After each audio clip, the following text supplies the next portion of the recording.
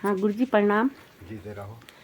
और आज ये गोल्ड देवता के मंदिर आ रखे हैं हम, तो आपसे हम ये पूछना चाहते हैं जी कि मतलब गोल्ड देवता यहाँ कब से इनकी स्थापना हुई और कितने साल पहले से यहाँ हैं और क्यों मतलब इनकी पूजा यहाँ पे होती, कहाँ से आए थे, ये पूछना चाह रही। इनका थोड़ा इतिहास हमको बता दीजिए। एक राजा थे झालूराय जी। उनकी 7 रानियां थी।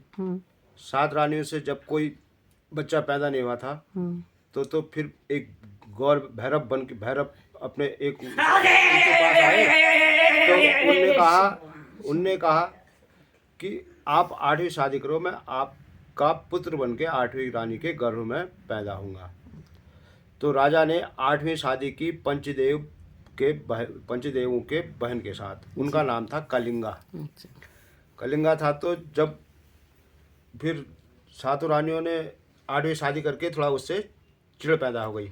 8वीं से 8वीं से चिड़ पैदा हुई तो फिर वो गर्भ से हुई तो उसका बच्चा पैदा हुआ। तो जब बच्चा पैदा हुआ तो उन 7 रानियों ने उसके साथ छल किया, उसके आंखों में पट्टी बांध दी। पट्टी बांध दी तो अब उसने कहा कि परेशानी होती है, ऐसा होता है वैसा होता है करके। तो जब बच्चा पैदा हुआ तो उसके जगह में उन्होंने सिलबट्टा रख दिया और बच्चे को गाय के गोठ में डाल दिया। ठीक हो गया। बच्चे को गाय के गोठ में डाल दिया तो सुबह उनने देखा, अरे ये तो बिल्कुल जीवित है। तो उनने फिर उसको, हमारे यहाँ बिच्छू घास कहते हैं, कनाली कहते हैं शायद आपके यहाँ, तो उसके उसमें डाल दिया घास पे। तो वहाँ भी उसको कुछ नहीं हुआ। तो अब रानियों को ये हो गया कि ये तो मर ही नहीं रहा है, तो इसका कैसे उपाय किया जाए मारने का। तो वो गए एक लोहार के पास। लोहार से उनने एक बक्सा बनवाया लोहे का। तो उसमें बंद करके उसको काली गंगा में बहा दिया। काली गंगा में बहते बहते बहते वो आए गोरी गंगा में, बहते बहते बक्सा। तो वहाँ भाना देवर नाम का एक मछुआरा मछली मार रहा था, तो उसके जाल में ये बक्सा फंस गया। तो उसके बाद उस बालक ने, उस मछुआरे ने उस बक्से को खींचा तो उसमें बच्चा था, खेल रहा था। तो उस भाना देवर नाम के मछुआरे की भी कोई औलाद नहीं थी। तो उसने उसको पाला पोसा, अपना दूध भी पिलाया उसको, उसके स्तन से दूध भी आने लग गया। मछुआरीन थी जो उनके, तो उसको पाला पोसा। तो वो करीब 8-10 साल का हुआ। तो उसने अपने एक जिद की कि पापा मेरे को एक घोड़ा चाहिए। अब मछुआरा गरीब आदमी था, वो सा घोड़ा तो खरीद नहीं पाया। तो उसने एक काठ का घोड़ा बना दिया उसके लिए। वो काठ के घोड़े से खेलने लग गया। काठ के घोड़े से खेलते खेलते खेलते एक दिन वो अपने जहाँ पैदा हुआ था वहाँ जाने की सोची उसने कि मैं वहाँ जाता हूँ। तो वो उस काठ के घोड़े में वहाँ गया। तो वो उस जगह पे पहुँचा जहाँ वो 7 रानियाँ पानी भरने को आई थी। तो उनने कहा, उनसे हटो, कहा मेरा काठ का घोड़ा पानी पिएगा। तो अब उन रानियाँ अचंभित हो गई। उसने कहा कहीं तो लकड़ी का घोड़ा पानी पीता है। तब उसने जवाब दिया, जब एक औरत से सिलबट्टा पैदा हो सकता है तो क्या काठ का घोड़ा पानी नहीं पी सकता है। तो ये चलते चलते चलते वो फिर राजा तक ये कहानी पहुंच गई कि ऐसे ऐसे एक बालक आया और ऐसा सा कह रहा है। तो वो वहाँ गए, राजा के पास गए उस लड़के को लेके। तब उसने कहानी बताई। तब उसने कहा, फिर भी उसकी जो माँ थी, सगी माँ, उसने उसको लेने से इनकार कर दिया कि ये मेरा बच्चा नहीं हो सकता। उसने कहा एक शर्त पे तू मेरा बच्चा होगा, तू नदी के पार जाएगा, मैं नदी के पार रहूँगी, मैं अपने यहाँ से दूध की धार छोड़ूंगी, अगर तेरे मुंह में दूध चले गया तो तू मेरा पुत्र होगा। तो उसने दूध की धार छोड़ी तो चले गए, तभी इसका नाम दूधाधारी भी ठहरा। काली से भागे गोरी में आए तो गोरिया भी ठहरा।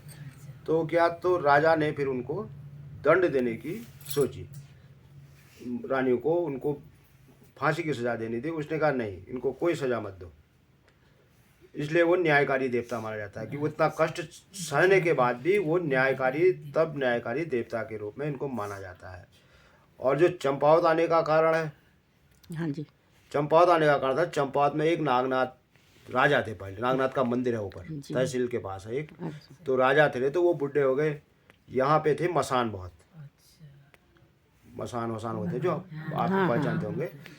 तो अब राजा ने, किसी ने कहा कि यार वहाँ पे धूमाकोट है, इसका जो असली घाट रहा वो रहा धूमाकोट।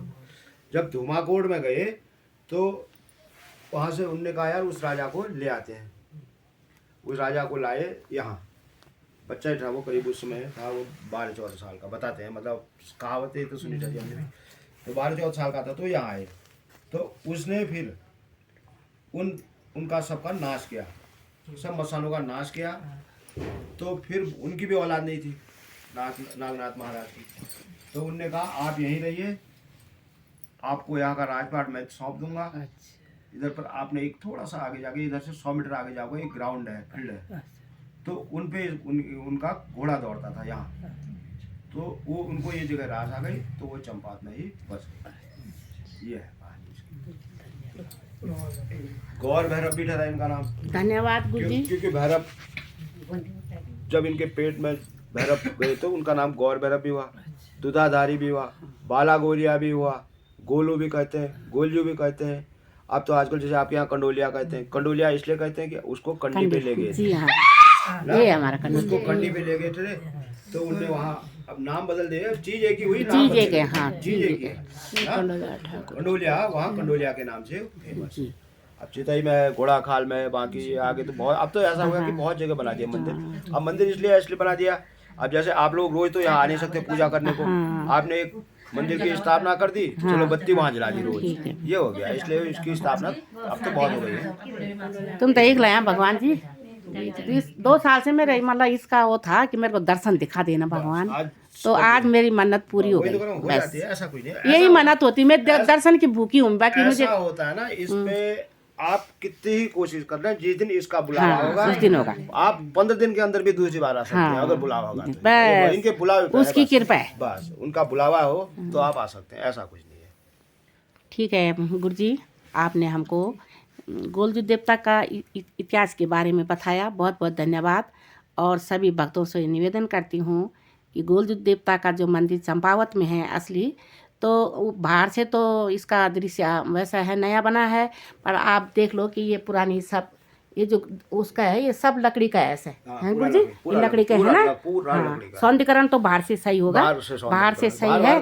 हाँ, तो हम आज चंपावत में गोलजू देवता के यहाँ पे बैठ रखे हैं अपने गुरुजी के साथ में, और हम सब बहनें यहाँ पे भविष्य बद्री कीर्तन मंडली के द्वारा यहाँ पे हम चंपावत पहुँच रखे हैं।